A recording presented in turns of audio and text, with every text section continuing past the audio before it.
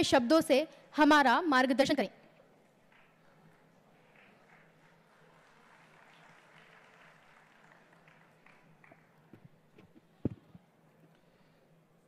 भारत सरकारच्या राष्ट्रीय पुस्तक न्यास, महाराष्ट्र शासन आणि विशेष करून झिरो माइल यूथ फाउंडेशन नागपूर यांच्या संयुक्त विद्यमाने आयोजित करण्यात आलेल्या नागपूर पुस्तक महोत्सव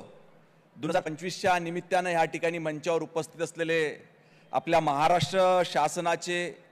गौरवशाली मुख्यमंत्री सन्माननीय देवेंद्र फडणवीस साहेब, या ठिकाणी मंचावर उपस्थित असलेले लेखक, शिवकथाकार ज्यांनी आत्ताच आपल्याला सर्वांना मार्गदर्शन केलं ते सन्माननीय विजयरावजी देशमुख, या ठिकाणी मंचावर उपस्थित राष्ट्रीय पुस्तक न्यासचे अध्यक्ष सन्माननीय मिलिंदजी मराठे, उपस्थित सन्माननीय सत्यनारायणजी नुवाल, आमच्या वर्ध्याच्या महात्मा गांधी आंतरराष्ट्रीय हिंदी विश्वविद्यालयाच्या कुलपती प्रोफेसर कुमुद शर्माजी, या ठिकाणी उपस्थित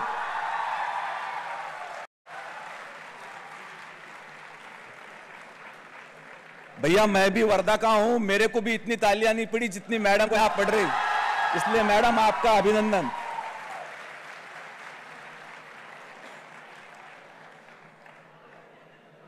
राष्ट्रीय पुस्तक न्यासचे निदेशक सन्माननीय युवराजजी मलिक, आमचे मार्गदर्शक सन्माननीय अजयजी संचेती आणि या सर्व आयोजकांमध्ये पुढाकार घेणारे आमचे मित्र डॉक्टर समयजी बनसोड, या ठिकाणी उपस्थित समस्त मान्यवर मंडळी, बंधू भगिनी, आपलं सर्वांचं या ठिकाणी मनपूर्वक स्वागत करतो आणि आयोजकांचं खरोखर मनापासून अभिनंदन करतो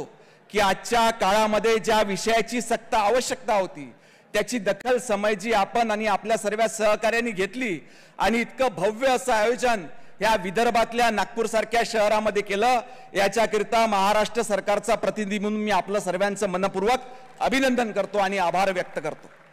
आपण सर्वजण जाणतो की भारतीय राज्यघटनेचे शिल्पकार डॉक्टर बाबासाहेब आंबेडकर यांनी आपल्याला एक संदेश दिला होता की शिक्षण हे वाघिणीचं दूध आहे आणि शिकाल तर वाचाल आणि वाचाल तर शिकाल, हा मंत्र लक्षात घेऊन आज जे काही आपण त्या ठिकाणी सोशल मीडिया म्हणतो, डिजिटलायझेशन म्हणतो, यामुळे खरोखर प्रत्यक्षात वाचनाची कुठेतरी कमतरता सध्याच्या पिढीमध्ये आणि येणाऱ्या पिढीमध्ये निर्माण होईल का, हा प्रश्न त्या ठिकाणी सरकार समोर देखील उभा झाला होता। परंतु ही दुरी कमी करण्याकरिता आज आपण याच्यामध्ये पुढाकार घेतला, आपलं खरोखर मनापासून या ठिकाणी अभिनंदन करतो। आणि वाचनाचं महत्व काय आहे, पुस्तकाचं महत्व आपल्या जीवनामध्ये काय आहे, याचं मूर्तिमंत उदाहरण आपल्या समोर या ठिकाणी सन्माननीय मुख्यमंत्री महोदयांच्या रूपानं या ठिकाणी उपस्थित आहे। जेव्हा सभागृहामध्ये काही नवीन प्रश्न उपस्थित होतात किंवा वेळेवर अनेक प्रश्न, अनेक विषय आमच्या विधान भवनामध्ये त्या ठिकाणी उपस्थित होता, तेवढ्याच सामर्थ्यानं आणि माहिती घेऊन अतिशय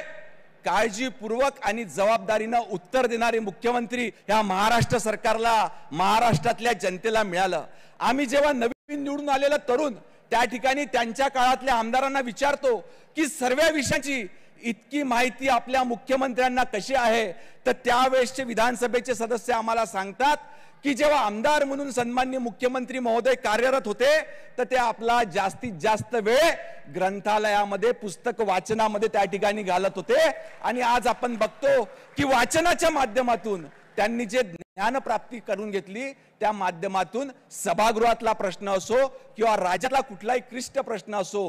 ते सोडविण्याचं काम अतिशय चांगल्या पद्धतीनं त्या ठिकाणी होत असतं। आज मी आपल्या सर्वांचा जास्त वेळ घेणार नाही, परंतु मला कळलं की 300 पेक्षा जास्त प्रकाशकांच्या माध्यमातून या ठिकाणी स्टॉल लागले आहे, 15 लाखापेक्षा जास्त पुस्तकं या ठिकाणी आलेले आहेत आणि किमान 10 लाख लोक या ठिकाणी व्हिजिट देणार आहेत। तर निश्चित याचा मोठ्या प्रमाणात फायदा या परिसरातील लोकांना, विशेष करून युवकांना आणि विद्यार्थ्यांना होणार आहे। याच्याकरता पुन्हा एकदा आयोजकांचं मी अभिनंदन करतो। आज शिक्षण विभाग त्या ठिकाणी उच्च शिक्षण विभाग असो किंवा शालेय शिक्षण विभाग असो, अनेक वेगवेगळ्या क्षेत्रामध्ये माननीय मुख्यमंत्री महोदयांच्या पुढाकारातून त्या ठिकाणी प्रगती करतो आहे। त्या ठिकाणी आंतरराष्ट्रीय स्तराचे विदेशी विद्यापीठ असो त्याच्याकरता देखील महाराष्ट्रामध्ये स्थापना झाली पाहिजे, याच्याकरता पुढाकार माननीय मुख्यमंत्री महोदयांनी घेतला। त्याच पद्धतीने या राज्यात कार्यरत असलेल्या 1,07,000 शाळा याचं कुठेतरी रिवॅम्पिंग झालं पाहिजे आणि सरकारी शाळा देखील या चांगल्या पद्धतीचं शिक्षण त्या ठिकाणी ग्रामीण भागातील आणि सर्वसामान्य लोकांना देऊ शकते। याच्याकरिता पीएम श्रीच्या धर्तीवर राज्यामध्ये सीएम श्री योजना चालू करण्याचं काम या ठिकाणी राज्याच्या मुख्यमंत्री महोदयांनी हातात घेतलं। याच्याकरता मी त्यांचं या ठिकाणी मनापासून ऋण व्यक्त करतो, आयोजकांचं अभिनंदन करतो आणि येणाऱ्या काळात देखील झिरो माईल फाउंडेशनच्या माध्यमातून जनजागृतीचं, विशेष करून नवीन युवा पिढी आणि विद्यार्थ्यांमध्ये जागृतीचं काम आपल्या हाताने होईल अशी अपेक्षा बाळगतो आणि माझे 2 शब्द संपवितो। धन्यवाद।